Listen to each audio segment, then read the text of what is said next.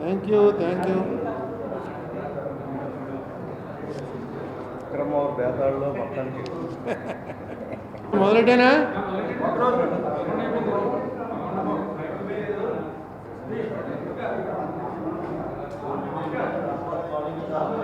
నేను మళ్ళీ ఇక్కడ ఏమైనా తెలుస్తావా? రీల్స్ షార్ట్స్ ఉన్నాయి బాబా ఎన్ని తగిలిస్తావా? సేఫ్టీ కోసం పెడతాం. ఇన్నుంటే అసలు చొక్కా వేసుకోవడం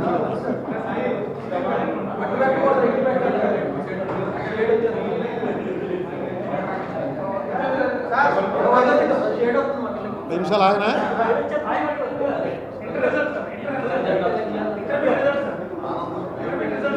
అవును, మన ఎలాగా యూట్యూబ్ కదా మనది, మనం చూసేది యూట్యూబ్లో చూస్తారు. అంత అతుక్కుపోయి ఆగమంటే ఆగుతాను, పావుగంట ఆగనా?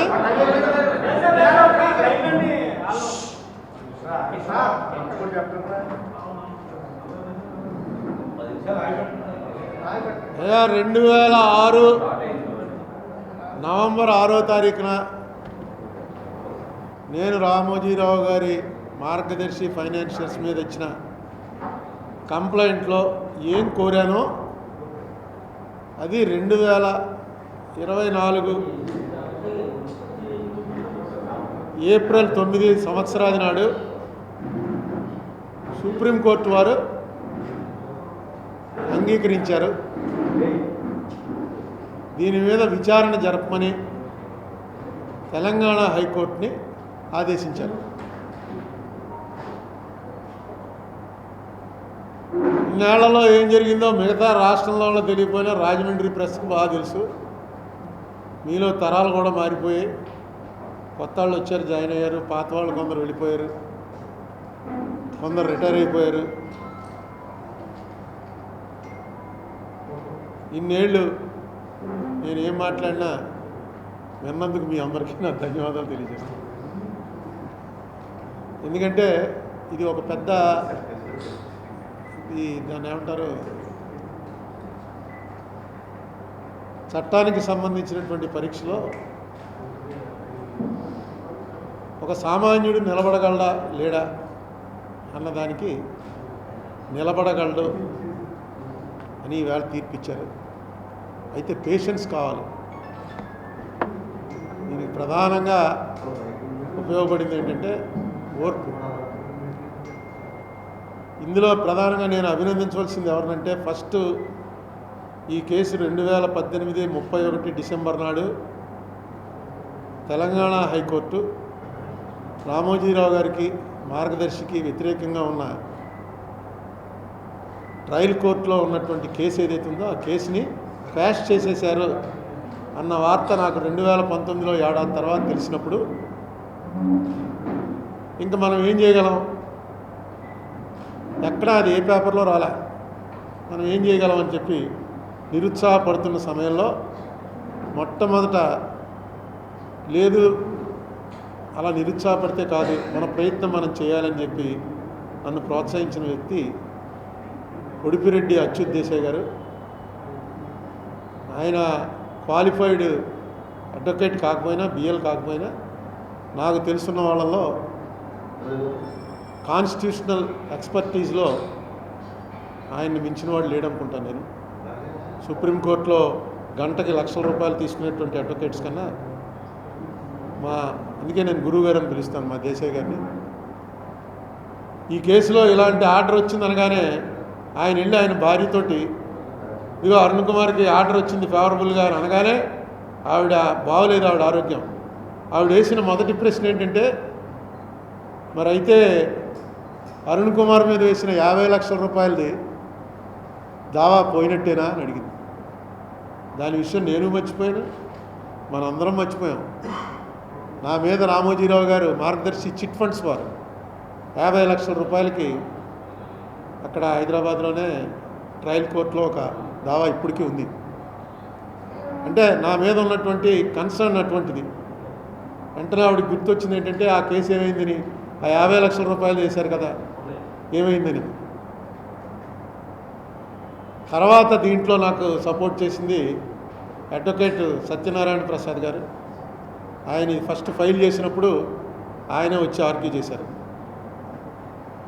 తర్వాత మీకు అందరికీ తెలుసు అసలు ఈ కేసు బతుకున్నా ఇందులో ఆర్డర్ వచ్చినా ఏమొచ్చినా సరే అది రమేష్, అల్లంకి రమేష్ మన రాజమండ్రి వాడు, అల్లంకి రమేష్ మన రాజమండ్రి వాడు.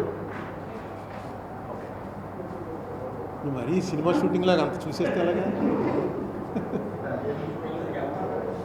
అల్లంకి రమేష్ మన రాజమండ్రి వాడు, ఆయన టీము అరుణ గుప్తా, నక్వి, హేమాంశు, వీళ్ళంతా నిజంగా ఇలా ఎవరో ఉండరు. ఎందుకంటే మనకే చిరాకేస్తుంది.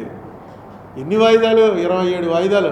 ప్రతి వాయిదా కనిపెట్టుకుని ఉండాలి, ఇమీడియట్గా ఇన్ఫామ్ చేయాలి. ఆయన 2-3 సార్లు ఎక్కడికి వెళ్ళడానికి ఫ్లైట్ టికెట్లు క్యాన్సిల్ చేసుకుని ఉండిపోయాడు మన గురించి. నన్ను పార్టీ ఇన్ పర్సన్ నేనేం మాట్లాడాలో నేను ఏమి ప్రిపేర్ అయ్యేవాడిని కాదు. ఈ ప్రెస్ మీట్ లాగే అన్నీ తయారు చేసి ఆయన రెడీగా పెట్టించేవాడు. మొన్న నాకు తెలిసిన సత్యం ఏంటంటే కోర్టులో వేరు, ఇక్కడ వేరు. మనం మాట్లాడుకోవడంలో వేరు, కోర్టులో ఒక్క మాట అయితే అధికంగా మాట్లాడినా అది మనకు తేడా అయిపోతుంది. కోర్టులో నన్ను పట్టుకుని సిద్ధార్థ లోద్రా గారు కడిగి పారేశాడు. కడిగి పారేస్తుంటే నేను కౌంటర్ ఇద్దాం అనుకున్నాను. కౌంటర్ ఇద్దామంటే రమేష్ లాగి చెప్పాడు ఊరుకో అని. ఏంటంటే బెంచి మనం మాట్లాడుతుంది బెంచితోటి, ఇక్కడ ఉన్న సిద్ధార్థ లోద్రాతోటి కాదు మన గొడవ. బెంచి మనకు ఆయన మాటలు నమ్ముతోంది అని మనకు అనుమానం వస్తే అప్పుడు మనం వెర్షన్ చెప్పాలి. బెంచి వాళ్ళు అడుగుతున్నారు కదా ఏంటి సిద్ధార్థ లోద్రా గారు చెప్పింది, నేను బయటకు వచ్చి మాట్లాడకూడదని, ఈ ప్రెస్ మీట్ పెట్టకూడదు. బయటికి వెళ్ళేసి ఇంకా అరుణ్ కుమార్ మొదలెట్టేస్తాడు. 87 ఏళ్ల రామోజీరావు గారికి ఎంత హ్యూమిలియేషను అంటే మనం ఇంకేం చెప్తాం. కోర్టులో జరిగింది బయట వచ్చి జనాలు చెప్పకపోతే ఇంత సెన్సేషనల్ కేసులో రామోజీరావు గారు అంటే ఏమన్నా మామూలు వ్యక్తి, పెద్ద సెలబ్రిటీ. ఒక సెలబ్రిటీ కాబట్టి ఈ కేసుకి ఇంత ఇంట్రెస్ట్ వచ్చింది. నేను కూడా కోరేదేంటి, రామోజీరావు గారు జైలుకి వెళ్ళిపోవాలనో ఏదో కాదు. రామోజీరావు గారు లాంటి వ్యక్తి పట్ల కూడా చట్ట ప్రకారమే వ్యవహరిస్తుంది అనేటప్పుడు చిన్న వాళ్ళందరికీ భయం పుడుతుంది. అయ్యో రామోజీరావు గారే చిన్న తేడా చేస్తే కోర్టు పట్టిందిరా, మనం తేడా చేస్తే తీసుకెళ్ళి జైల్లో వేసేస్తారు, జాగ్రత్తగా ఉండాలిరా అని. ఇది ఫైనాన్షియల్ నేరం. ఇది ఫైనాన్షియల్ నేరంలో ఇలా జరుగుతుంటే ఆఖరికి వచ్చి నేను ఆశ్చర్యపోయాను అనమాట. నేను ఎప్పుడైనా, మీరు ఎంతమంది ఉన్నారు, నేను ఎప్పుడైనా ఎవరి గురించైనా పరుషంగా మాట్లాడానా? ఎప్పుడైనా మాట దొరికి రామోజీరావు గారు అనడానికి మర్చిపోయి రామోజీరావు అని వదిలేశానేమో, కానీ నాకు రామోజీరావు గారు అనే అంటాను నేను. ఆయన చేసింది డబ్బులు ఎగ్గొట్టేశాడు, పారిపోతున్నాడు, అమెరికా వేసా రెడీగా ఉంది. ఈవేళ ఈనాడులో వార్తలు చూడండి. ఈవేళ కాదు, ఏనాటి నుంచి. ఒక రోజైతే నేను ఈనాడు తీసి ఆశ్చర్యపోయాను. చౌదరి గారని ఒక ఆయన విజిలెన్స్ చీఫ్ చేశాడు, మీకు గుర్తుందా? కేవీ చౌదరి, కొసరాజు వీరయ్య చౌదరి. ఆయన అపాయింట్మెంట్ అవగానే నేను ఎంక్వైరీ చేశాను, ఎవరండి ఈయన చౌదరి అంటే మనస్ చౌదరియా లేకపోతే రాజస్థాన్లో హర్యానాలో చౌదరీస్ ఉంటారు. ఎందుకంటే చాలా పెద్ద ఉద్యోగం అది. అంత పెద్ద ఉద్యోగంలో మన ఆంధ్రాకి సంబంధించిన వాడు అపాయింట్ అయ్యాడంటే నేను క్యూరియాసిటీ కొద్దీ ఎంక్వైరీ చేశాను. లేదండి మన చౌదరియే, మన కృష్ణా గుంటూరు జిల్లాలో ఆయనే, చాలా ఎప్పుడు పేరు కూడా వినలేదండి, ఇంత హై పొజిషన్లోకి వచ్చాడు అనుకున్నాను. ఆయన మీద కూడా ఈనాడులో ఒక ఆర్టికల్ వస్తే నేను ఆశ్చర్యపోయి వాళ్ళని అడిగాను, ఏంటండి ఈయన కరెక్టా, ఈయన మీద ఇలా వచ్చింది ఏంటండి అంటే, రామ ఆయన మనం అనుకుంటుంటాం మడిగట్టుకున్నాడండి ఆయన మీద మడిగట్టుకోవడం అంటే ఎవరిని దగ్గరికి కూడా రానివాడు అనమాట. అంత ఆనెస్ట్గా ఉన్నాయి ఏంటంటే నేను ఆశ్చర్యపోయాను, ఇదేంటిరా ఈనాడులో ఆయన మీద కూడా వచ్చేసింది, ఇంత దారుణంగా వచ్చిందని. మీకేదో ఆధారం దొరికిందో, మీకేదో వేయాలనిపించిందో మీరు వేశారు. మిమ్మల్ని మీ వైపు చూడటానికి ఎవరికి దమ్ము ఉండదు. మీరు ఎలా రోజు మీరు రాసే రాతలు ఎలా కావాలంటే అలాంటి రాతలు రాస్తారు. మీరు రాసిన రాతల మీదే ఒకరోజు ఎగ్జిబిషన్ పెడతాను నేను. నా మీద రాసిన రాతల మీదే ఎగ్జిబిషన్ పెడతాను. ఆ కటింగ్లన్నీ నా దగ్గర ఉన్నాయి. పెట్టి మొత్తం మీరు అందరూ వద్దురు కానీ ఇక్కడ ఎగ్జిబిషన్ పెట్టి చూపిస్తాను. అసలు ఎలాగ వార్తని దాన్ని వక్రీకరించి భావ వ్యక్తీకరణని అణగదొక్కేస్తారో ఈనాడువే ఉదాహరణలో నేను కనెక్ట్ అయినవి చూపిస్తాను మీకు. ఈవేళ అక్కడ కోర్టులో నా మీద ఏవేవో తీసి చూపించారు. నేను జస్టిస్ రజనీ గారిని తిట్టంట, కోర్టుల్ని తిట్టంట, ఏవేవో ట్రాన్స్లేషన్ అంటే ఇంగ్లీష్లో వాళ్ళు చూపించడం, అది బయటికి చదవకూడదు. ఈయన ఇస్తాడు, ఆయన చదువుతాడు, జడ్జి గారు చదువుకుంటున్నారు. నన్ను అడిగారు మధ్యలో, ఎందుకు ఇలా అన్నావు అన్నారు. ఏమన్నాను, నేను ఎప్పుడు అంటానండి, ఏమన్నాను చెప్పండి అంటే, నో నువ్వు కొంచెం రిస్ట్రైన్ చేసుకోవాలి, అవన్నీ ఆ ట్రాన్స్లేషన్స్ అన్నీ కూడా మిస్చిప్ అని చెప్పాను. అది నమ్మారు కోర్టు వారు. మీరు చెప్పండి, ఇప్పుడు బయటికి వెళ్ళి నేను మాట్లాడచ్చా మాట్లాడకూడదా? మాట్లాడద్దంటే మాట్లాడు, నేను చెప్పండి మీరు అన్నారు. నో అదేం కాదు, నువ్వు మాట్లాడు, కోర్టులో ఏం జరిగిందో చెప్పు. కొంచెం వాళ్ళు బాధపడుతున్నారు కదా అని. నాకు మాత్రం బాధ ఉండదండి. రామోజీరావు గారు నాకేమన్నా నా ఆస్తుల్లోకి ఏమన్నా వచ్చాడా, లేకపోతే నన్ను ఏమన్నా పర్సనల్గా వచ్చి నాకు అటాక్ చేశాడా? నాకెందుకు ఉంటుంది? రామోజీరావు గారు ఏమైతే నాకేముంటుంది? ఒక ఇష్యూ తప్పు జరిగింది అన్నది పట్టుకోవడానికి, లేకపోతే పాలిటిక్స్లో ఉండి ప్రయోజనం ఏంటి? ఇన్నేళ్ళు రాజకీయాల్లో ఉండి పెద్ద ఆయన తప్పు చేస్తే మనం కళ్ళు మూసుకుపోవాలా అనుకుంటే ఇంకేంటి? అందుకే అది రైజ్ చేయడం జరిగింది.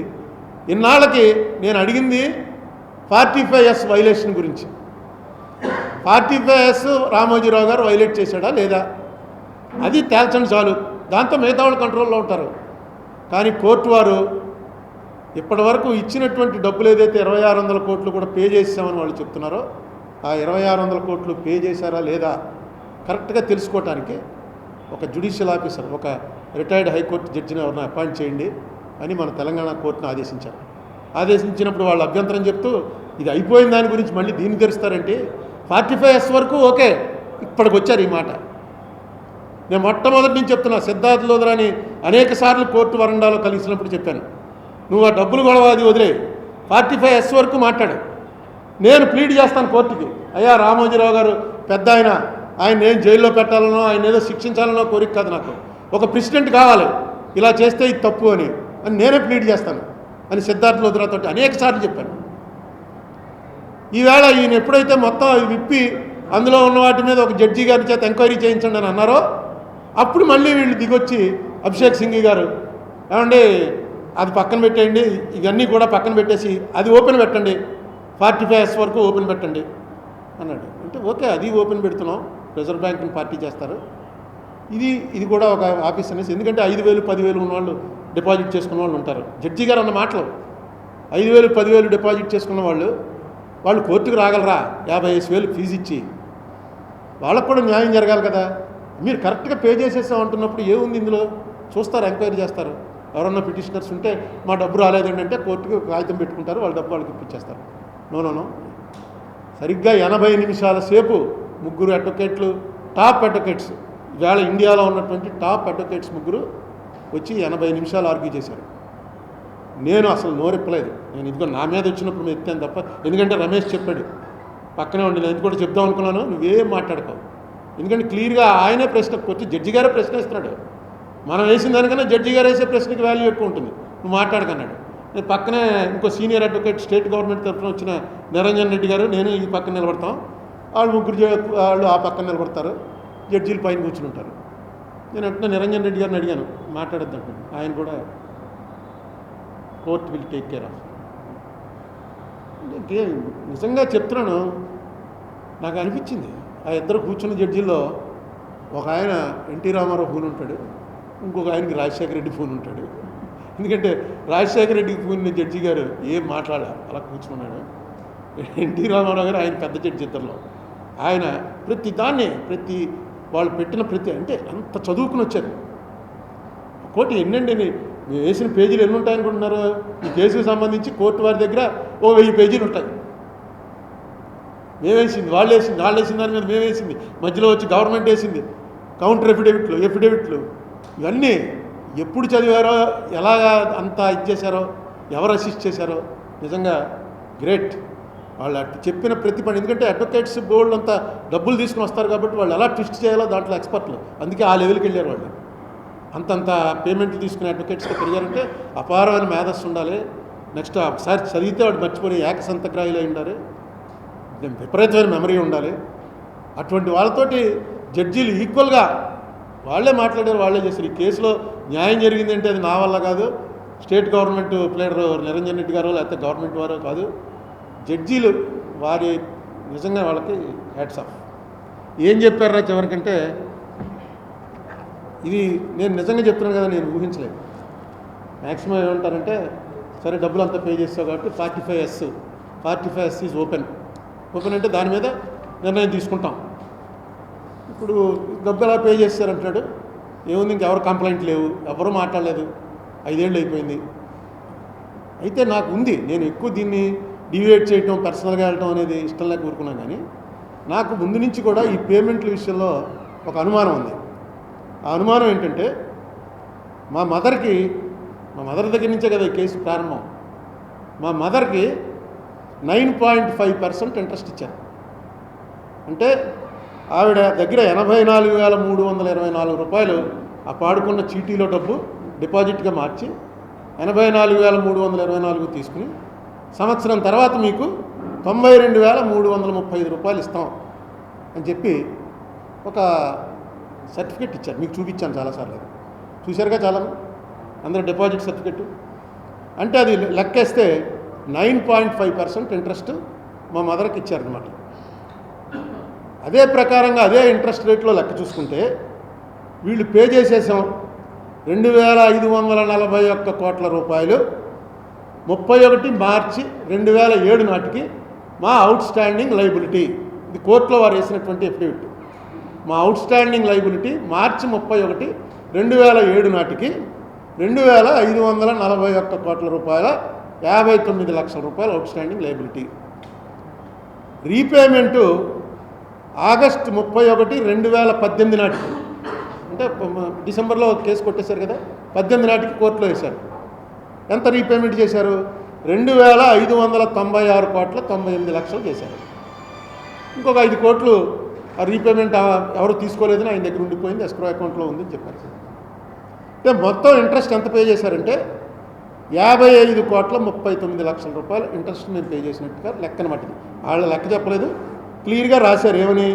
మొత్తం ఇంక్లూడింగ్ ఎక్యూర్డ్ ఇంట్రెస్ట్ మేము అందరికీ పే చేసాం అని ఎఫిడవిట్ వేశారు. ఎక్యూర్డ్ ఇంట్రెస్ట్ అంటే మనకు యాక్చువల్గా 2007 నాటికి అయిపోయింది అనుకోండి. అది మా మదర్ది 2007 నాటికి అయిపోయింది.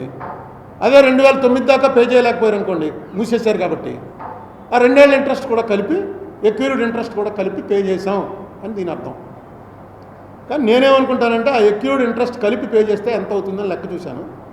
వీళ్ళు 55 కోట్ల రూపాయలు కడితే అది దాదాపు 900 కోట్ల రూపాయలు అవుతుంది నా కాకి లెక్క. ఇంకా ఎక్కువ అవ్వచ్చు. ఒక 900 కోట్ల రూపాయల ఇంట్రెస్ట్ పే చేయవలసి ఉంటుంది. ఎందుకంటే 2007లో ఇద్దామన్న వాళ్ళకి 8కో 9కో 10కో ఇచ్చారనుకోండి, ఆ 3 ఏళ్ళ ఇంట్రెస్ట్ కూడా పే చేయాలి 9.5% చొప్పున. అంటే వాళ్ళు ఎంత ప్రామిస్ చేశారో అంత. అది నాకు వచ్చింది. కానీ దీన్ని ఎక్కడ ప్రలాంగ్ చేసుకుంటూ లాక్కుంటూ వెళ్తాం ప్రతిదానికి. ఈ ఆడికి ఇచ్చావు, వీడికి ఇచ్చావా, ఎవరో కంప్లైంట్ ఇవ్వట్లే. ఆయన మాటి మాటికి చెప్పేది అదే, ఎవడో వచ్చి కంప్లైంట్ ఇవ్వట్లేదని. కంప్లైంట్ ఎవరికి ఇవ్వాలో ఎవరికి తెలియదు. ఇప్పుడు మీకుంది, మీరు వేసుకున్నారు మార్గదర్శిలో 10,000 రూపాయలకి మీకు ఇంట్రెస్ట్తో కలిపి 12,000 ఇస్తామని చెప్పి డిపాజిట్ రిసీట్ ఇచ్చారు. అది పెట్టి కూర్చున్నారు మీరు 12,000 వస్తుందని. ఈ లోపల ఈ గొడవ అంతా వచ్చింది. రామోజీరావు గారికి టైం ఇచ్చారండి, ఆ టైంలో పే చేసేస్తారండి అన్నారు. మీకు పే చేయవలసిన దానికి ఒక ఏడాది తర్వాత 12,000 పే చేశారు. అప్పటికే మీకు ఎలా ఉంటుంది? వస్తుందా రాదా, వస్తుందా రాదా, ఏంటో ఇదంతా నాకు అర్థం అవ్వట్లేదు, ఈ డబ్బులు వస్తాయి రాదా అన్న టైంలో మీకు ఆ 12,000 రావడమే మహానందం. తీసేసుకున్నారు. కానీ యాక్చువల్గా మీకు ఇవ్వాల్సింది 12,000 కాదు. ఆ 12,000 మీద ఈ 2 ఏళ్లకి ఇంట్రెస్ట్ కలిపి ఇవ్వాలి. అంటే అది ఇంకో 2,000 రూపాయలు ఎక్కువ వస్తుంది. ఆ 2,000 రూపాయలు ఎక్కువ వచ్చిందని ఎవరు పట్టించుకోలేదు. ఎందుకంటే ఇవి వస్తే చాలరా, చచ్చినట్టు పెళ్ళికి వచ్చిందే కట్నం అని ఎంతో కొంత వస్తే చాలు. పాప రామోజీరావు గారు మనకు కరెక్ట్గా పే చేస్తుంటే అరుణ్ కుమార్ అనేవాడు ఎవడో వచ్చి మీద పడి మొత్తం ఆఫ్ చేంజ్ చేశాడు అని నన్ను తిట్టుకుంటూ ఎంత ఇస్తే అంత తీసుకున్నారు. అయితే యాజ్ పర్ లా అయితే మాత్రం ఎక్యూర్డ్ ఇంట్రెస్ట్తో కలిపి మేము పే చేసామని వాళ్ళు కమిట్ అయ్యారు. కాబట్టి అలా ఎవరికైనా తేడాలు ఉంటే ఆ తేడాలన్నింటినీ కూడా పరిశీలించమని సుప్రీంకోర్టు వారు హైకోర్టును ఆదేశిస్తూ దీనికోసం ఒక ప్రత్యేకంగా ఒక రిటైర్డ్ జడ్జి స్థాయి జ్యుడిషియల్ ఆఫీసర్ని నియమించండి అని చెప్పారు. జ్యుడిషియల్ ఆఫీసర్ గారు వచ్చి అక్కడ కూర్చోగానే వెంటనే మన వాళ్ళందరూ ఆయన కాగితం ఎలా పెట్టుకోవాలో కూడా తెలియదు. ఎందుకంటే జ్యుడిషియల్ ఆఫీసర్కి జ్యుడిషియల్ ప్రాసెస్ ఉంటుంది. ఆ ప్రాసెస్లోని కాగితాలు పెడితేనే వాళ్ళు అంగీకరిస్తారు. మీకు 1,500 రావాలి. ఏం పెడతారు? మీరు వెళ్ళి హైకోర్టులో, తెలంగాణ హైకోర్టుకి వెళ్ళి నాకు ఇంకా 1,500 బ్యాలెన్స్ ఉందండి అని ఏం పెడతారు? అందుకని నేను అలాంటి వాళ్ళ కోసం, ఎందుకంటే కోర్టు వారు నన్ను ఏం చెప్పారు, అసలు నేను నిన్నటి నుంచి నా పాత్ర అయిపోయింది. గవర్నమెంట్లు వచ్చాయి, 2 గవర్నమెంట్లు. కింద కోర్టులో వేసినటువంటి కృష్ణంరాజు గారు వేసినటువంటి కేసుని హైకోర్టు కొట్టేసింది. హైకోర్టు కొట్టేసిన కేసుని సుప్రీంకోర్టు కొట్టేసింది.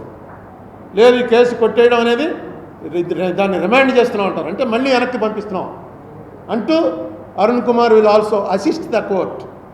అరుణ్ కుమార్ వెళ్ళి కోర్టుని అసిస్ట్ చేస్తాడు ఈ విషయంలో అని నాకు వెసులుబాటు ఇచ్చారు. అది నాకు ఇచ్చినటువంటి పెద్ద గౌరవంగా భావిస్తున్నాను నేను. నాకు వెసులుబాటు ఇస్తూ అరుణ్ కుమార్ రిజర్వ్ బ్యాంక్ ఎందుకు 45 తేలడానికి ఆంధ్రప్రదేశ్ గవర్నమెంటు తెలంగాణ గవర్నమెంటు నలుగురిని పార్టీలు చేసి హైకోర్టు జడ్జి గారు చీఫ్ జస్టిస్ గారు 6 నెలల లోపల ఈ విషయాన్ని పూర్తిగా తేల్చాలి అని ఒక సుప్రీంకోర్టు ఉత్తర్వు అంటే ఇంక దానికి ఇంకా అప్పీల్ లేదు. సుప్రీంకోర్టు ఉత్తర్వులు వచ్చాయి. నేను నా అసిస్టెంట్ నేను ఏం చేయాలి? అక్కడికి వెళ్ళి 45 రిజర్వ్ బ్యాంక్ వారు తెలుస్తారు. ఈ కట్టిన డబ్బులు ఇచ్చారో లేదా వాళ్ళు ఆంధ్ర తెలంగాణ గవర్నమెంట్లో వస్తాయి చెప్తాయి. నేనేం చేద్దాం అనుకుంటానంటే నేను ఒక జీమెయిల్ అకౌంట్ ఒకటి ఓపెన్ చేశాను. జీమెయిల్ అకౌంట్ అందరికీ తెలుసు కదా, ఒకసారి అందరూ నోట్ చేసుకోండి పేపర్ వాళ్ళకి, మీ ద్వారా అందరికీ తెలిసేలాగా. ది డిపాజిటర్స్ అన్ని చిన్న అక్షరాలే. The depositors @gmail.com. చదవనా మళ్ళీ అక్షరాలు ఒకటి THEDEPOSITORS depositors the depositors @gmail.com. ఇందులో మార్గదర్శి కానీ రామోజీరావు కానీ అరుణ్ కుమార్ కానీ ఎవరి పేర్లు ఉండవు. డిపాజిటర్స్ ఎవరైతే ఉన్నారో వాళ్ళు మీ దగ్గర ఏదో మీకు 1000 రూపాయలు రావాల్సింది అయిపోయిందనో 1500 ఆగిపోయింది రావాల్సిందని ఏమైనా ఉంటే దానికి ఆధారం కూడా ఉండాలి. ఏంటి?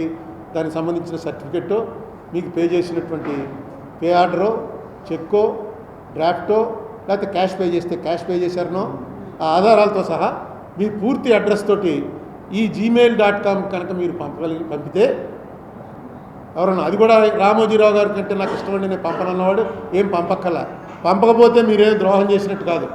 మీ డబ్బులు ఉంటే అక్కడ మీ డబ్బులు ఉంటే పంపించండి. నేనేం చేస్తానంటే అవన్నీ వాటిని వెంటనే ప్రెస్ మీట్ పెట్టి ఇగో పలానా వాడికి ఎంత ఇవ్వాలి, పలానా వాడికి ఎంత ఇవ్వాలి అని నేనేం చెప్పను. మీరేమీ అనవసరంగా ఎందుకంటే హ్యూమిలియేషన్ రామోజీరావు గారికి తెలిసిందంటే మళ్ళీ పేపర్లో నా మీద ఏం రాస్తాడో అనేటువంటి భయం ఎవరికి ఉండక్కర్లేదు. మీరు పంపించినట్టయితే దాన్ని ప్రాపర్ ఛానల్ ప్రాపర్ ఫారంలో రేపు హైకోర్టులో కేసు ఓపెన్ అయ్యి నన్ను పిలవగానే వెళ్ళి అది వారికి దఖలుపరుస్తాను. వచ్చి ఇదిగోనండి ఇంతమంది దగ్గర నుంచి నాకు మెయిల్ వచ్చింది, వీరికి పే చేయాలి అని వారు ఒప్పుకున్నట్టయితే పే చేస్తారు, ఒప్పుకోపోయినట్టయితే కోర్టులో చేయాలా వద్దా అన్నది తేలుతుంది. వీళ్ళ తరఫున నేను నా ప్రస్తావన చేసి నా ఆర్గ్యుమెంట్ చెప్తాను. నేను పార్టీ ఇన్ పర్సన్, నేను ఎవరిని ప్లేడర్ని పెట్టుకోను, నేనే వెళ్ళి ఆర్గ్యూ చేస్తాను. కాబట్టి నాకు కొంచెం టైం ఎక్కువ కూడా ఇస్తారు. మామూలు ప్లేడర్ల కన్నా నాకు కొంచెం 10 నిమిషాలు టైం ఎక్కువ ఇస్తారు, కొంచెం వింటారు. ఇది వారికి మీరు కన్వే చేయవలసింది, మీ ద్వారా నేను కన్వే చేయాలనుకుంటున్నాను. తర్వాత ఇప్పుడు ఏంటంటే అల్టిమేట్గా ఏదో ఇది రామోజీరావు గారు కేసు ఓడిపోయారు, నేను కేసు గెలిచాను అని కాదు. నేను అడిగింది జరిగిన దాని మీద పూర్తి విచారణ జరిపించండి అని. కోర్టు వారు చెప్పింది పూర్తి విచారణ జరిపించండి అని. ఇప్పుడు హైకోర్టులో విచారణ స్టార్ట్ అవుతుంది. బహుశా సమ్మర్ వెకేషన్ అయిపోయాక స్టార్ట్ అవుతుంది. 6 నెలల టైం బౌండ్ పెట్టారు కాబట్టి ఖచ్చితంగా before the end of the year సెలవులు అన్నీ తీసేస్తే ఇయర్ ఎండింగ్ లోపల ఖచ్చితంగా ఒక we'll arrive at a logical conclusion.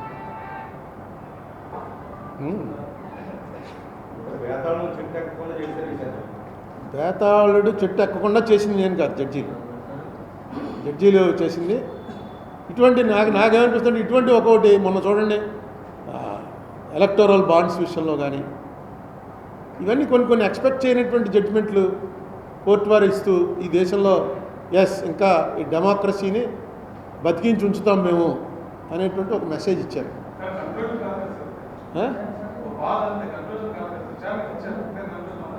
ఏమండి విచారణ వద్దు అని ఎప్పుడు అంటారు మీరు? ఇందులో మనం అర్థం చేసుకోవాల్సింది ఏంటంటే మీ కేసులో విచారణ వద్దు, ఇదేమి మర్డర్ కేసు కాదు, ఇది mismanagement of finances violating act. ఆ వైలేటింగ్ యాక్ట్ కూడా ఏంటి? Amended act. 97 ముందు ఆయన కలెక్ట్ చేసింది తప్పు కాదు, 97కి యాక్ట్ రాలా, 97లో అమెండ్మెంట్ చేశారు. అమెండ్మెంట్ చేసిన తర్వాత ఈయనకి కూడా నోటీస్ ఇచ్చారు, నువ్వు వసూలు చేయడానికి వీల్లేదని. వెంటనే ఈయన నాకు కొంచెం టైం ఇవ్వండి, నేను మా వ్యాపారం అంతా మార్చుకుంటున్నాను, సెటప్ అంతా మారుస్తున్నాను అని చెప్పి అన్నాడు. వాళ్ళు టైం ఇచ్చారు.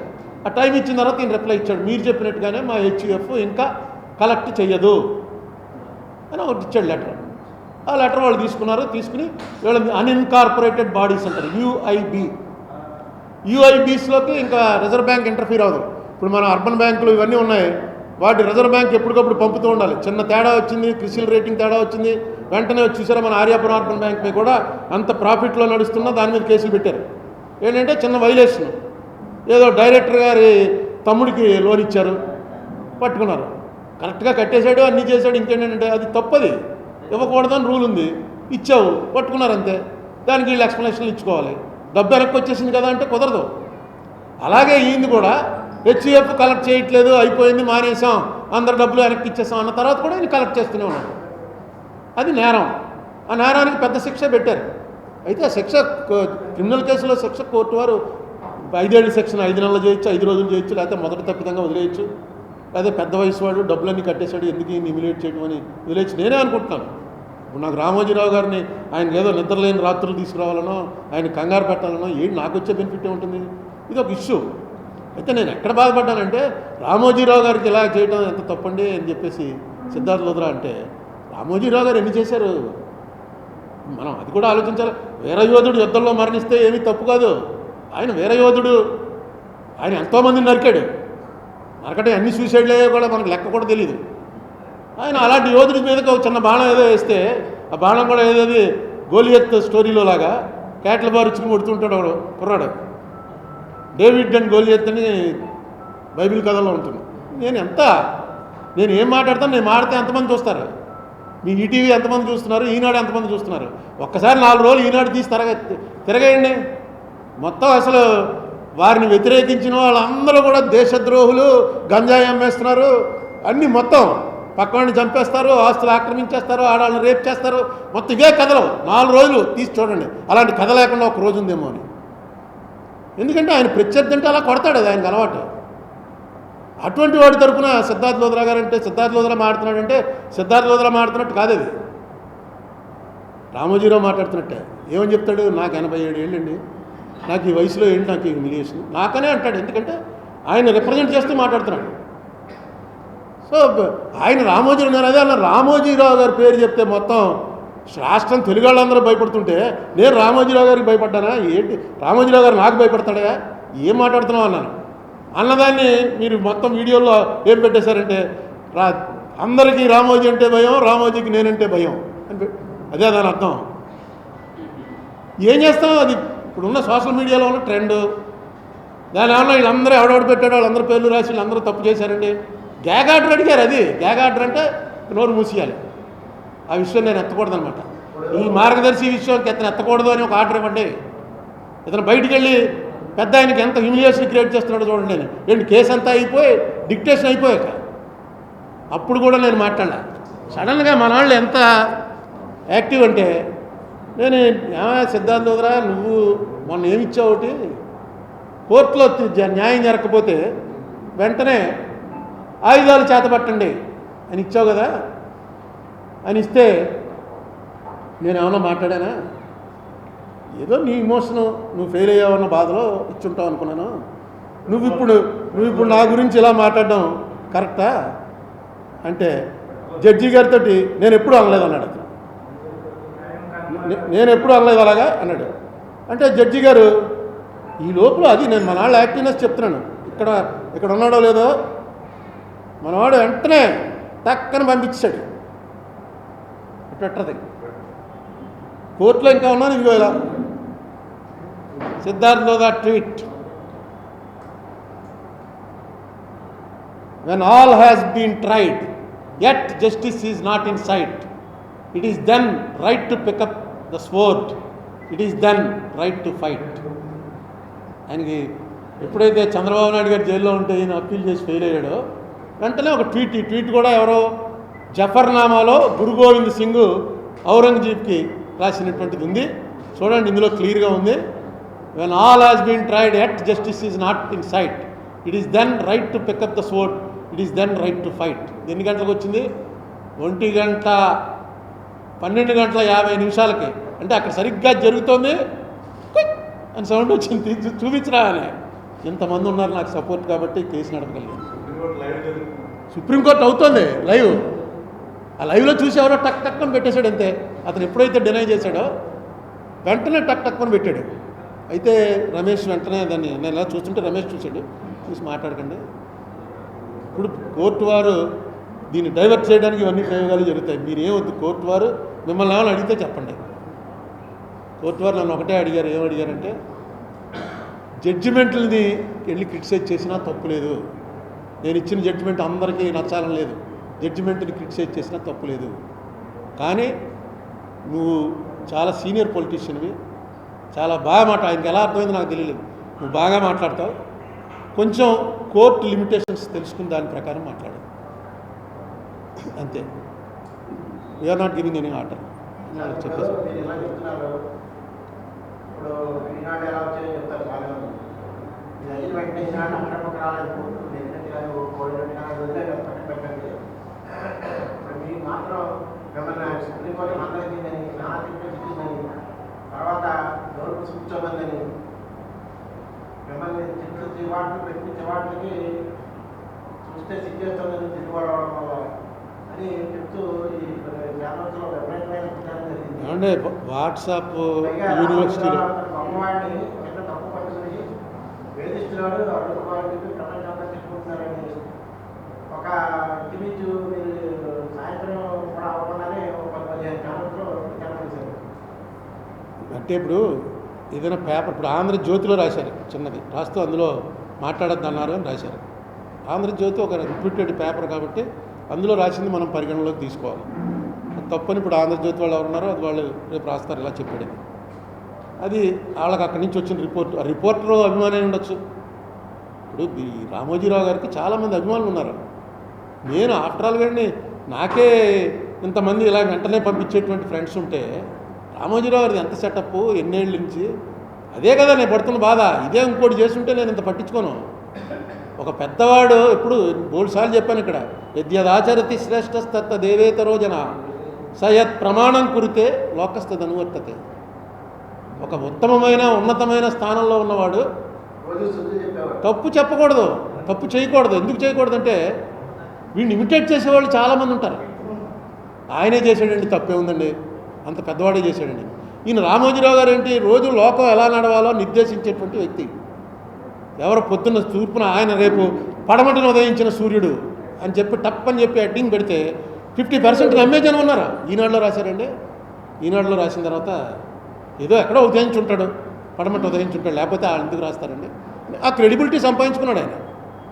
ఆ క్రెడిబిలిటీ సంపాదించుకున్న వ్యక్తి దాన్ని మిస్యూజ్ చేస్తున్నప్పుడు మనం నిలబెట్టలేకపోతే ఆయన ఏవైతే మనకి చెప్పాడో వాటిని ఆచరించినట్లు లెక్క. ఆయనే రోజు చెప్తూ ఉంటాడు, ఎక్కడైనా సరే తేడా ఉంటే ఎతికి పట్టుకోవాలి, కొట్టాలి, జనం ఎలా ఉండాలి, డెమోక్రసీలో ప్రజలు ఎలా ఉండాలి, అన్నీ ఎత్తబోదలు ఆయనే చేస్తుంటాడు. దాని ప్రకారమే నడిచాను నేను. నేను ఎప్పుడైనా చెప్పిన రామోజీరావు గారు పారిపోతున్నాడు, రామోజీరావు గారికి రెడీగా పాస్పోర్ట్ వీసా పెట్టుకుని అందరికీ ఎగ్గొట్టి పారిపోతున్నాడు, లేదు రామోజీరావు గారు కట్టలేడు అని ఎప్పుడైనా చెప్పానా? చెప్తే అది ఏదైనా తీసి చూపించండి, క్షమాపణ కోరుతాను. అయ్యో ఇలా నేను చెప్పానా, ఎప్పుడు చెప్పాను, ఏ ఆవేశంలో చెప్పాను అని నేను చెప్పను. ఎందుకంటే నాకు అవసరం లేదు. ఇప్పుడైతే ఇంకా అసలు అవసరం లేదు. ఇప్పుడు నేను ఏ పార్టీలోనూ లేను, ఎలక్షన్లు పోటీ చేయను, ఏ పోస్ట్కి వెళ్ళను, ఖాళీగా ఏదో మీరు రాజమండ్రిలో ఇంతమంది ఫ్రెండ్స్ ఉన్నారు కాబట్టి ప్రెస్ మీట్లు. 10 ఏళ్ళు అయిపోయి ఎంపీ, 10 ఏళ్ల క్రితం ఎంపీలు ఎవడు గుర్తున్నాడు ఎవరికైనా? నేను గుర్తున్నానంటే మీ వల్లే. మీరు నాకు ఇంపార్టెన్స్ ఇస్తున్నారంటే రామోజీరావు వల్ల, అంతే. ఇందులో ఎవరికి తెలియదు, రామోజీరావు అనేటువంటి ఒక అత్యంత బలవంతుడైనటువంటి వ్యక్తితోటి ఒక సాధారణమైన అరుణ్ కుమార్ అన్నవాడు కలపడ్డాడు కాబట్టే అరుణ్ కుమార్ అన్న పేరు ఎవరికైనా నలుగురికి ఇంకా గుర్తుంటుంది. ఇది అందరికీ తెలుసుందే. రామోజీరావు గారు అన్నవాడు తప్పు చేయకూడదని నేను ఇప్పటికీ కోరుకుంటున్నాను. ఇది తప్పు చేయలేదు అతనని చెప్పాలనే కోరుకుంటున్నాను. ఎందుకంటే నెమ్మదిగా ప్రజలకి నమ్మకాలు పోతాయి. రోజు మంచి చెప్పేవాడు పరమ దుర్మార్గుడా, ఇది ఎక్కడ దారుణరా బాబు అని. నేను రామోజీరావు గారిని శిక్షించాలని ఎప్పుడు చెప్పలే. దానికి 2 ఏళ్ళు జైలు శిక్ష ఉంది. నన్ను అడుగుతూ ఉంటారు, దీనికి ఏంటండి కేసుని? 2 ఏళ్ళు జైలు శిక్ష అంటే వెంటనే వాట్సాప్లో వచ్చేస్తుంటాయి, 2 ఏళ్ళు జైలు తప్పదు, రామోజీరావుకి తప్పదు అని. ఏం చేయను? బాలకృష్ణకి బట్టలు ఇప్పేసిన ఉండవల్లి, పక్కనే పవన్ కళ్యాణ్ పక్కపక్క అంటే నాకే ఆశ్చర్యం వచ్చి చూసాను. బాలకృష్ణ నాశనం, ఎప్పుడు బాలకృష్ణ టాపిక్కే రాలేదు ఏంటిదని. అంతే పెట్టేస్తున్నారు. ఏవో దాని మీకే తెలియాలి. అది ఆ స్ట్రైకింగ్ బట్టి, దాన్ని వ్యూవర్షిప్ని బట్టి పేమెంట్ వస్తుంది యూట్యూబ్ నుంచి అని. వ్యూవర్షిప్ రావాలంటే నేను మాట్లాడినట్టు పెడితే రాదు కాబట్టి ఏదో తేడా ఎడిటింగ్ పెడితే వస్తుంది. ఇదిగో మనాడు పెట్టాడు ఒకసారి, పెడితే ఒక ఆయన నాకు శత్రువు అయిపోయి ఇప్పటికీ రోజు తిడుతుంటాడు. హెడ్డింగ్ వేరు, అసలు లోపల నేను ఏమన్నా ఆ మాట. ఆయన హెడ్డింగ్ వాళ్ళకి టైం ఉండదు, హెడ్డింగే చూసుకుంటారు. ఎడ్డింగ్ చూసుకుని శత్రువు అయిపోయాడు అంతే. రోజు అతను వచ్చాడంటే మొట్టమొదటి అసలు ఈ ప్రపంచం ఇలా అన్యాయం అయిపోవడానికి కారణం ఏంటంటే అరుణ్ కుమార్ అంటాడు. సర్వనాశనం చేస్తాడు అరుణ్ కుమార్ ఈ దేశాన్ని అంటాడు.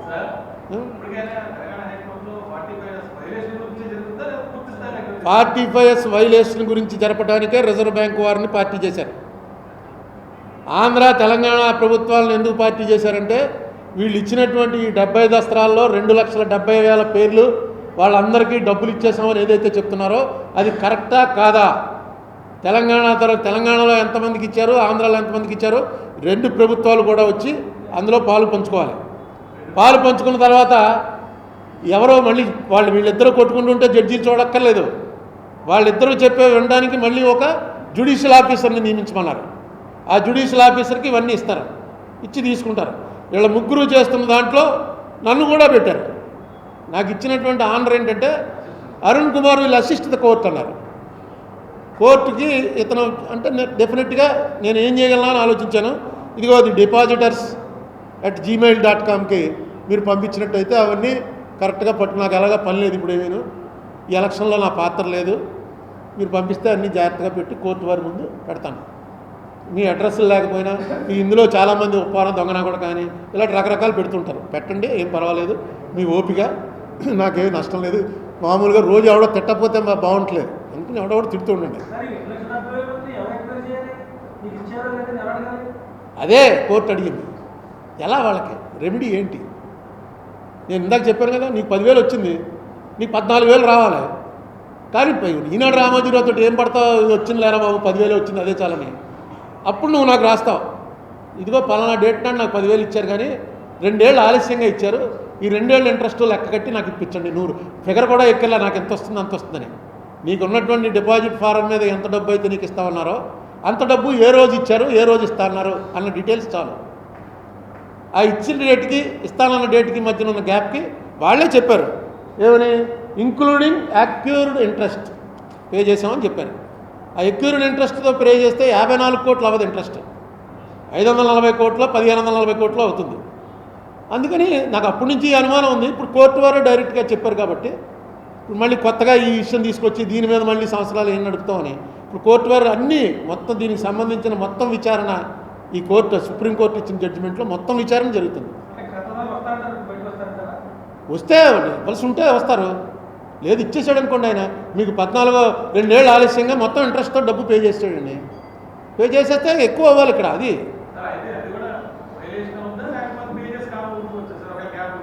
అది ఇంకా పెద్ద కేసు, అది పెర్జురీ అంటారు. కోర్టు ముందు ఏం పెట్టినా సరే దానికి 7 ఏళ్ళు జైలు శిక్ష. అంటే వెంటనే రామోజీరావుకి 7 ఏళ్ళు జైలు శిక్ష అని రాసేకండి. పెర్జురీ ప్రూవ్ అయితే, పెర్జురీ అంటే కోర్టు ముందు ఏదైనా తప్పుడు స్టేట్మెంట్ ఇస్తే, మొన్న ఎందుకు ఈ రజనీ గారు కోర్టులో కొట్టించేశారు ఈ కేసు, రజనీ గారి కేసు కొట్టేసాకే మనం దిగింది ఇందులోకి 2018. సేమ్ అదే ఇది 2011లో క్వాష్ చేయమని పిటిషన్ వేస్తే కోర్టు డిస్మిస్ చేసింది, హైకోర్టు డివిజన్ బెంచ్ 2 జడ్జీల బెంచి క్వాష్ పిటిషన్ని డిస్మిస్ చేసింది. అదే 6 ఏళ్ల తర్వాత మళ్ళీ వేసి డిస్మిస్ చేసి జడ్జి గారు డిస్మిస్ చేశారు. జడ్జి ముందు చెప్పాలి ఈ విషయం, 2011లో నేను ఇదే పిటిషన్ ఫైల్ చేస్తే అది ఖచ్చితంగా అది దాంట్లో ఒక మ్యాండేటరీ అనమాట, ఇటువంటి కేసు ఇలా ఎక్కడ ఏ కోర్టులోనూ ఎప్పుడూ వేయలేదు, ఇదే మొట్టమొదటిసారిగా మీ కోర్టులో వేస్తున్నాను అని ఖచ్చితంగా చెప్పాలి. చెప్పలేదు వాళ్ళు, అది తీసాం మనం, అది గవర్నమెంట్ వారు తీశారు, రాష్ట్ర ప్రభుత్వం వారు తీశారు, అది తీసి అది కోర్టులో వేశారు. మొన్న కోర్టులో వేసిన తర్వాత ప్లేటర్ గారు అడిగాడు, నన్ను కూడా అడిగాడు ఆయన నిరంజన్ రెడ్డి గారు, ఇదేంటి దీన్ని ఇన్సిస్ట్ చేద్దామని. అంటే మరి రమేష్ అన్నాడు, మళ్ళీ అదో కేసు మనకెందుకు, మన దానిలో నడుస్తుంది కదండి, మళ్ళీ దీని మీద మళ్ళీ మనం ఎఫిడవిట్ వేయాలి, వాళ్ళు రిప్లై చేయాలి, దానికి అది నడుస్తూ ఉంటుంది, పక్కన పెట్టేశాం. యాక్చువల్గా అది పెర్జురీ. అలాగే రేపు ఇప్పుడు వీళ్ళు ఇచ్చి కోర్టు ముందు సుప్రీంకోర్టుకి ఏవైతే ఇచ్చారో వాటిలో ఏమైనా తేడాలు వచ్చాయనుకో అది పెర్జురీ అవుతుంది. పెర్జురీ అంటే కొంచెం కఠినమైనటువంటి ఇది. కోర్టు ముందు అట్లీస్ట్ కోర్టు ముందు అబద్ధాలు చెప్పకూడదని. మిగతా వాళ్ళు మనం ఎన్ని మాట్లాడుకున్నా కోర్టులో ఎఫిడవిట్ ఫైల్ చేసేటప్పుడు మాత్రం కింద ఒకటి ఉంటుంది, ఇదంతా నాకు తెలుసు, నేను చూసి చదివించుకుని పూర్తిగా నమ్మి సంతకం పెడుతున్నాను అని సంతకం పెట్టాలి. ఎవరు అడ్వకేట్ కాదు, రామోజీరావు గారే పెట్టాలి లేదా మార్గదర్శి గారే పెట్టాలి. అందుకని దాంట్లో కూడా అబద్ధాలు చెప్పేశారు అనుకోండి, జనరల్గా చెప్పరు, అది ఇచ్చినటువంటి బుక్కుల్లో ఈ అక్యూర్డ్ ఇంట్రెస్ట్ అన్న తర్వాత నాకు ఇది అనుమానం వచ్చింది. అలాగే నా దగ్గర దాదాపుగా ఒక ఎన్ని కాగితాలు ఉన్నాయో తెలియదు, ఇక్కడ ఉన్నాయి, ఇక్కడ మొన్న కృష్ణకుమారి అందరూ ఎత్తికి చూస్తున్నారు ఖాళీగా ఉన్నప్పుడు, దస్త్రాలు హైదరాబాద్లో ఉన్నాయి. అన్ని కాగితాలకి ఇప్పుడు విముక్తి వస్తుంది అనమాట. పట్టుకెళ్ళి హైకోర్టు ఆఫీసర్ గారి ముందు పెట్టి ఇందులో ఏమో ఉపయోగపడతాయో చెప్పండి అంటే మళ్ళీ ఆయన నువ్వే చదివి చెప్పండి, చదువుతూ కూర్చోవాలి.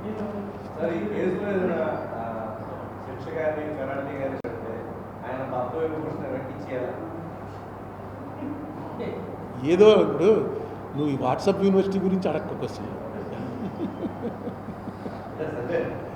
ఏమో ఇప్పుడు ఇలాంటిది నా దృష్టిలో ఉన్నాయేమో తెలియదు. First of it's kind case అయ్యా. ఇటువంటి పర్సనాలిటీ నేను ఇంత ముందు కూడా చాలాసార్లు చెప్పాను, ఇండియాలో ఒకే వ్యక్తి ఇంత పవర్ఫుల్ వ్యక్తి నేను ఇంకోటి చూడలే. అంటే ఈయన ఇప్పటివరకు చూడలేదు, నేను టీవీలో వాటిలో చూశాను.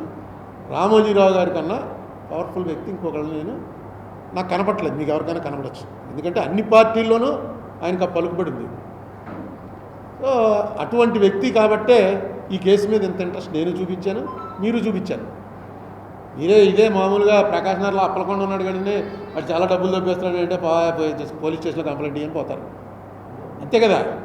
మాకేం పని లేదనుకుంటున్నావా, మీరు వచ్చి ఒక్కసారి ఆ కెమెరా ఫోటో తీయాలంటే డబ్బులు తీసుకుంటున్నట్టుగానే అంత దోపిడీ చేసేస్తున్నాడు అంటే ఎవడైనా వెళ్తాడా?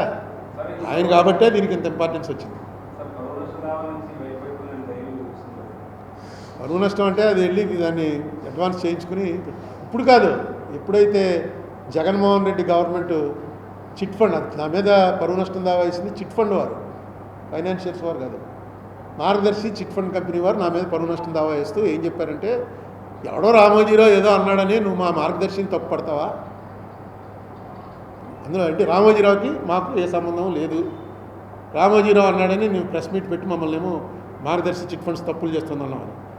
దానికి ఈ 2 ఏళ్ల క్రితం అనుకుంటాను ఇక్కడ గవర్నమెంట్ వారు ఎవరైతే అఫిడవిట్ చేశాడో ఆయన్నే పిలిచి ఇంట్రాగేట్ చేశారు. ఆయన ఇంట్రాగేషన్లో ఒప్పుకున్నాడు, ఎవరయ్యా మీ బాస్ అంటే రామోజీరావు, మీ చైర్మన్ ఎవరు రామోజీరావు, అన్నీ రికార్డ్ అయి ఉన్నాయి. అది పట్టుకెళ్ళి ట్రయల్ కోర్టులో వేసి ట్రయల్ స్టార్ట్, అది కూడా చేస్తాను. ఇప్పుడు అలాగా ఖాళీగానే ఉన్నాను కదా.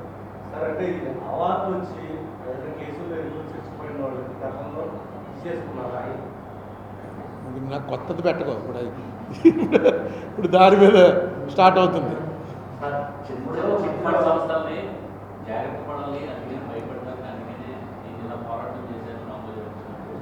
ఇప్పుడు మనకి ఈ జగదీశ్వరి సీట్ సంబంధించి టీడీపీ అభ్యర్థి వాళ్ళకి అన్నీ ఎఫెక్ట్ ఉంటుందంట. అండ్ అసలు మన ఆంధ్రప్రదేశ్లో నాకు తెలిసి చిట్ ఫండ్ యాక్ట్ ఎవడో ఫాలో అవట్లా.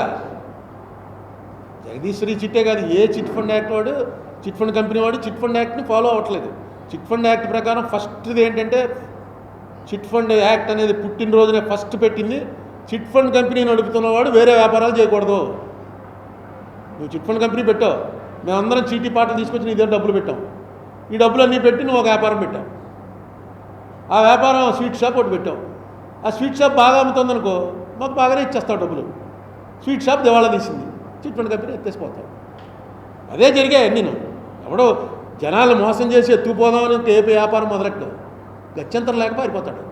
చిట్ ఫండ్ కంపెనీలో అలాంటి అవకాశం ఇవ్వకూడదనే 82లో అనుకుంటాను దీన్ని సిస్టమైజ్ చేయాలి. చాలా కంపెనీలు ఎత్తేస్తున్నారు. మన రాజమండ్రిలో మా మదరు ఇంటికి వచ్చేవాడో నీలాంటాడో నాలంటాడో ఇంటికి క్లోజ్లో వాడికి 1% కమిషన్ వస్తుంది. ఏమంటే మీరు ఒక చిట్టీలో జారండి, నెలకు 5,000 కడితే చాలు, మీకు ఆ సంవత్సరం అయ్యేటోడికి ఇంత వస్తుంది, ఇంత వడ్డీ కడుతుంది, నీకేమొస్తుందా ఇందులో అంటే నాకు ఇది చేర్పిస్తే నాకు 5,000 వస్తుందండి. చేరేవారు అలా బోల్డ్ డబ్బులు పోయాయి. అలాగే ఈనాడులో కూడా చేరారు. ఈ మార్గదర్శిలో ఈనాడు చూసి చేరారు. అయితే మార్గదర్శి ఎవరికి తెలుసు, ఈనాడు రామోజీరావు గారి కంపెనీ అండి. అందుకని రామోజీరావు తప్పు చేయడు, ఎందుకు చేస్తాడు, రామోజీరావుకి నా డబ్బులు ఎందుకు కావాలి అంత పెద్దవాడికి అని చేరారు. ఈయన చేస్తుంది అసలు చిట్ ఫండ్ యాక్ట్ ఏనాడు ఈయన బాగా, అసలు ఆయన ఇంకో వ్యాపారం చేయకూడదు, అన్ని వ్యాపారాలు చేస్తున్నాడు. అది కూడా అడిగేవాళ్ళు లేడు. ఇప్పుడు అది కూడా నేను అడుగుతాను, చిట్ ఫండ్ కంపెనీ వాడు వేరే వ్యాపారం చేయకూడదు, చాలా సింపుల్. అందరూ రామోజీరావు గారు లేకపోతే ఏముంటుంది, చిట్ రిజిస్టర్ చేసేటప్పుడు చూడాలి వీడికి ఇంకే వ్యాపారాలు ఏమి చోట్ల సంతకం పెట్టిందని ఇచ్చేస్తున్నారు. ఇదే జరుగుతుంది ఇక్కడ.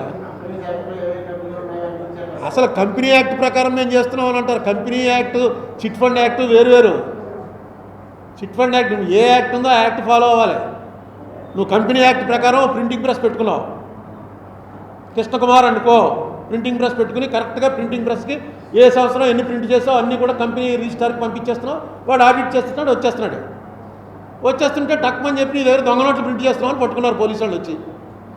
చేస్తే దొంగ నోట్లు రిజర్వ్ బ్యాంక్ యాక్ట్ నాకు వర్తించదండి, నేను కంపెనీ యాక్ట్ ప్రకారం నా కంపెనీ పెట్టుకున్నాను, నేను దొంగ నోట్లు చేస్తున్నాను, దొంగ నోట్లు చలామణి చేయట్లేదు అరుణ్ కుమార్ అడుగుతున్నాడు, నేను ప్రింటింగ్ చేసి ఇస్తున్నాను, ఏ ప్రింటింగ్ అయినా చేయబడను అని పెట్టాంగా బోర్డు, నన్ను చేయకూడదంటే అలాగా ఇదే ఆర్గ్యుమెంట్, ఆయన చేస్తున్న ఆర్గ్యుమెంట్ ఇదే. ఇది అర్థం అవడం కోసం చెప్పానంటే ఆయన దొంగ నోట్లు ప్రింట్ చేస్తున్నాడా అని మీరు పెట్టేస్తే నేనేం చేయలేను, కానీ ఇదే ఆర్గ్యుమెంట్. దానికి ఖచ్చితంగా రిజర్వ్ బ్యాంక్ యాక్ట్ ప్రకారం వాళ్ళ మింట్ ఉంటుంది, వాళ్ళ ప్రింటింగ్ ప్రెస్ ఉంటాయి, అక్కడ తప్ప ఎవడు ప్రింట్ చేసినా సరే అది నేరం, చాలా భయంకరమైన శిక్షలు ఉంటాయి. అది నాకెందుకు వర్తిస్తుందంటే నేను కంపెనీ యాక్ట్ ఫాలో అవుతున్నానో లేదో చూడండి. ఇదిగో కంపెనీ యాక్ట్ ప్రకారం ప్రతి సంవత్సరం కడుతున్నాను, ఇన్కమ్ ట్యాక్స్ కడుతున్నాను, అన్నీ కరెక్ట్గా చేస్తున్నాను. నన్ను వచ్చి మీరు ఏదో ఆయన ఆర్డర్ ఇచ్చాడు నేను ప్రింట్ చేశాను, దాన్ని నన్ను ఏం చేస్తారు అంటే తీసుకెళ్ళి ముందు లోపలేస్తారు, తర్వాత 2 పీకుతారు. ఏమండి పెనాల్టీ ఉందిగా, అదే అది చెప్తేనే వీళ్ళు రామోజీరావు జైలుకి అని రాసింది. దాని పెనాల్టీ వాళ్ళు ప్రిస్క్రైబ్ చేసింది ఏంటంటే ఇది వైలేట్ చేసి ఎంత అయితే కలెక్ట్ చేశారో అంత డబ్బు ఫైన్ కట్టాలి. అంటే 2600 కోట్లు కలెక్ట్ చేశాడు ఈయన, 2600 కోట్లు ఫైను, 2 ఏళ్ళు జైలు శిక్ష. అయితే మీకు అనేక సార్లు చెప్పాను, మళ్ళీ చెప్తున్నాను, క్రిమినల్ వాటిలో డిస్క్రిప్షన్ ఆఫ్ ద జడ్జ్ ఈ శిక్షలు మ్యాక్సిమం శిక్షలు అంతవరకు వేయచ్చు. అయితే వాళ్ళతో చేసాడు, అవును అంతమంది నేనే రామోజీరావు గారు ప్లేడర్ అంటే నేను చెప్తున్నాను 62 నుంచి ఈయన వ్యాపారం చేస్తున్నానండి, ఎవడో డబ్బులు ఎగ్గొట్టాడని చెప్పలేదు, మీరు కావాలంటే ఎంక్వైరీ చేసుకోండి, ఎవడో ఎగ్గొట్టాడా, నన్ను ఇమ్మంటే నా పేపర్లోనే ఫుల్ పేజ్ ఇస్తాను, నేను ఎవడదని ఎగ్గొడితే రండి అని. నేను ఇది అయిపోయి మీరు 97 తెచ్చిన తర్వాత కూడా చేస్తున్నాను అన్నది నా మీద ఆరోపణ. మరి ఏం చేయను, నాకు డబ్బులు ఇచ్చేవాళ్ళేమో వాళ్ళ నమ్మకం నా మీదే ఉంది, పట్టుకొచ్చి ఇస్తున్నారు, పెట్టాను. ఇదో ఈవేళ తప్పు అన్నారు కదా, పలానా రోజున మూసాను. మీరు చూడండి, నేను క్రిమినల్ నేరం ఇంటెన్షనల్గా నేరం చేశాను అని అనిపిస్తే శిక్ష వేయండి, లేదు అందరు డబ్బులు ఇచ్చేశారు కదా కరెక్ట్గానే చేశాడు కదా అనిపిస్తే మీ ఇష్టం అని దండం. నేనైతే అదే పెడుతున్నాను. ఏపీసీఐడి వాళ్ళు పెట్టిన కేసులన్నీ చిట్ ఫండ్ మీద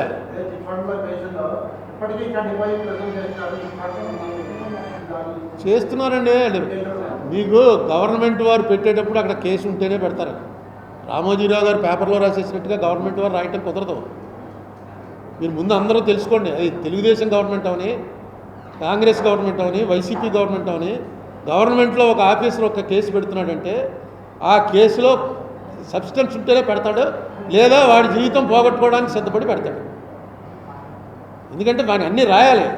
ఇప్పుడు ఈ స్కాముల కేసులు అవి పెట్టేశాడండి, జగన్ ఫోన్ చేసి చెప్పేశాడండి, చంద్రబాబు పెట్టేయమన్నాడండి, ఇవన్నీ ఉత్తినే పేపర్లో ఈనాడులోనూ మిగతా పేపర్లో రాసేవి తప్ప వీళ్ళు పెట్టేయమంటే పెట్టేయడానికి అక్కడ ఆఫీసర్లు ఏమి ఈ గవర్నమెంట్ ఉంటుందో ఇంకో గవర్నమెంట్ ఉంటుందో ఎవడో తెలుసు. చిట్ ఫండ్ కంపెనీ మీద పెట్టిన కేసులు 100% కరెక్ట్. ఇదే నేను చెప్పినందుకు నా మీద డెఫినేషన్ కేసు వేశారు. ఇదే నేను 2007లో చెప్పాను, చిట్ ఫండ్ కంపెనీ యాక్ట్ వాళ్ళు ఫాలో అవ్వట్లేదు, చిట్ ఫండ్ యాక్ట్ ప్రకారం ఖచ్చితంగా డబ్బు తీసుకెళ్ళి బ్యాంకులో పెట్టాలి, వాళ్ళు ఏనాడు బ్యాంకులో పెట్టలేదు. ఇక అంతకన్నా వైలేషన్ ఉంటుంది.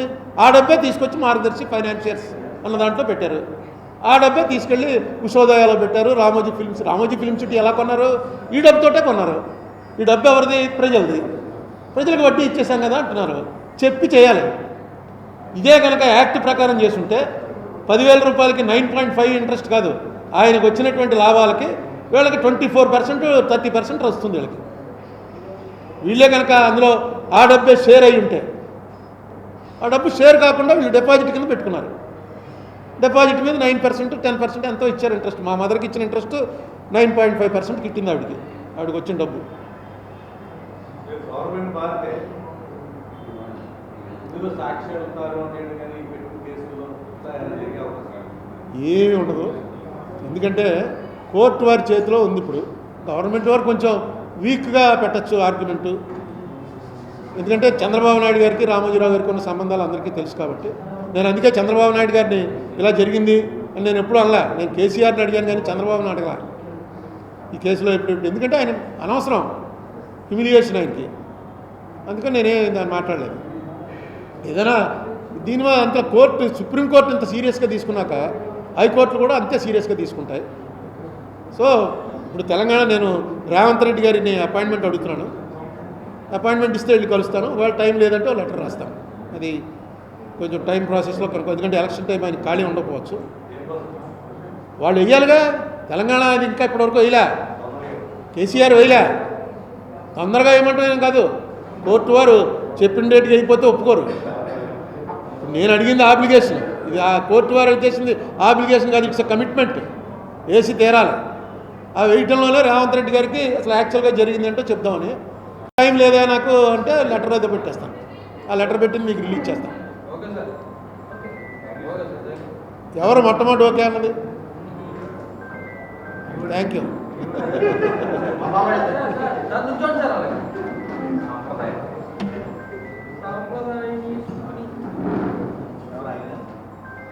ఏంటా దాని అర్థం ఏంటి? తెలియదండి మాకు కూడా. ఏమండి కూర్చోండి సార్, కూర్చోండి సార్. మళ్ళీ కూర్చోండి. ఈవేళ పాలిటిక్స్కి మొత్తం పాలిటిక్స్కి ఒకటే ఉదాహరణ చెప్తున్నాను. నా పక్కన బాబీ ఏడి ఎందుకు లేడు? పాలిటిక్స్లో ఉన్నాడు. బాబీ ఒక పార్టీకి సపోర్ట్ చేస్తున్నాడు, నేను రానండి అన్నాడు. ఎందుకంటే మన ఆఫీస్కి అన్ని పార్టీల వాళ్ళు వస్తారు. ఆయన ఒక డెసిషన్ తీసుకున్నాడు, ఒక పార్టీకి సపోర్ట్ చేస్తున్నాడు. నేను ఆ పార్టీ సపోర్ట్ చేస్తున్నా, మీ పక్కన వచ్చి కూర్చుంటే బాగుండదు అన్నాడు. అందుకే ఇంకా లేకపోతే నా ల్యాప్టాప్ అన్నీ తీసుకుని వద్దాం. బాబీ ఉంటే ఒక పక్కన జ్ఞాపకం చేస్తాడు. నేను ఏ పార్టీకి సపోర్ట్ చేయడానికి నాకు అవకాశం లేదు. ఎందుకంటే అన్ని పార్టీల నుంచి నా మిత్రులు చాలా చాలా దగ్గర. నేను ఓటు వేయకుండా ఏ ఎలక్షన్ మానలేదు, ఇప్పుడు కూడా మానను.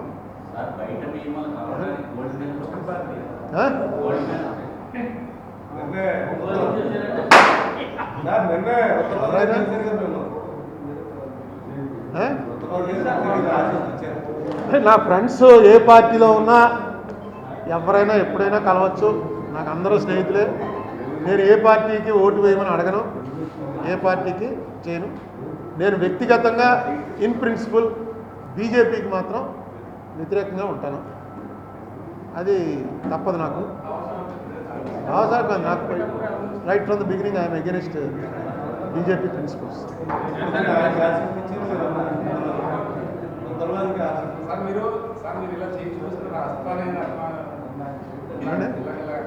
సైకిల్ వేసుకుని ఇంటికి పోయాను అనుకోండి, సైకిల్ రే ఫ్యాన్ అయ్యారా అంటే ఫ్యాను.